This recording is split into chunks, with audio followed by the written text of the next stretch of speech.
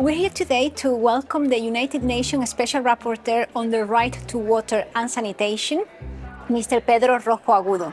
It's really our privilege to have him here today at the University of Leeds, presenting his latest report to the United Nations General Assembly on the Water and Economy Nexus, how to use water with a human rights perspective.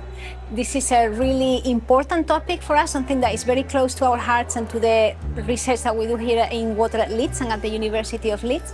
I personally had the privilege to have been able to contribute to this special report. So what we're doing here today is sharing this very important work and having a conversation with our community about the importance of managing water from a human rights perspective. We need to face two main challenges. The first one, to make peace with our rivers, with the rivers and aquifers on which depend the life of these people.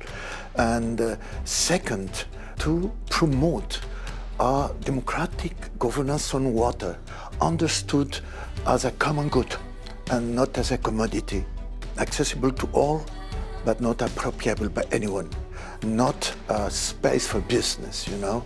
These are the main challenges to face, and this is why I'm proposing to everybody. It's really critical that we connect with organisations where we can have biggest impact. So we might be connecting with community groups, with national government, with business, but also importantly with international organisations. And this is critical for us so that we can ensure that the research we do really does have influence and impact on people's lives. The conversation with the Special Rapporteur today has been really useful because we got an insight into some of the challenges that he faces.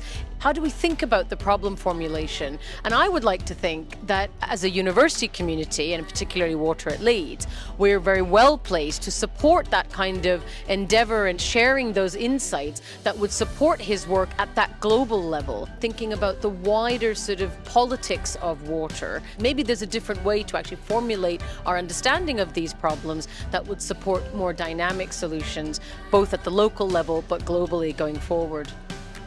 A fascinating insight, right? One of the concerns that we have is, are we asking the right questions?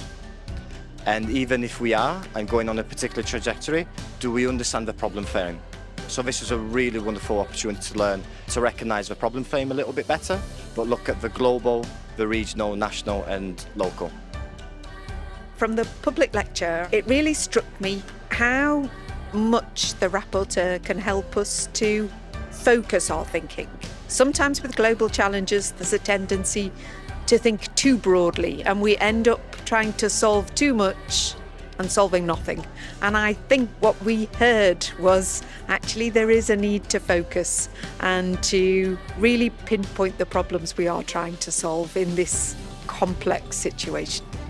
We are trying to build a bridge between the university and the UN for opening space of dialogue between the UN, the university, young people, researchers, and the social movements that are fighting for the human right to safe drinking water and sanitation, the water defenders. One of the remits of Water at Leeds is try to maximize the social impact, the benefit that can come out of our research.